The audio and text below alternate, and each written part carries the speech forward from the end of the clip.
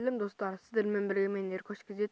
Мен бүгін достар, мен видео түсіріп жүрмін. Мысалға достар, мен соған музыканы қалай қоятынымды бүгін көрсететін боламын. Маған комментарийда бір бала жазып кетті, Арнор ТВ дейтін.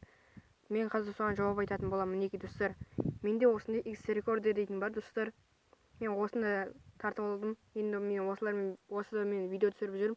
Енді достар, мен қалай видеоға музыка қосатынымды айтатын боламын. Мысалға мінекей X рекордерге кіремін. Және достар, мешітте осы екі видео тұр. Енді достар, мешітте қара қалам сурет тұр. Мінекей ручканың осыны басамыз. Так, мінекей осыны басамыз. Және мысалы мынау менің видеом. Осыны ютубқа салып қойған болатынмын. және достар, мінекей мешітте тұрған музыка деп тұр. Достар, өзіңіз көріп тұрғандарыңыздай осы музыка дейтін басасыздар. Сосын астында плюс деген тұрады. Осы плюсті басасыз. Сосын іште любой музыкаларыңызды достар қосып қойларыңызға болады. Қасында плюсті басып, әуелі қандай музыка екенін тыңдап аласыздар. Менде мынандай музыкалар бар, мынандай музыкалар бар. Осындай музыкалар бар достар. Осы плюсті басасыздар. Сосын тыңдай бересіздер достар.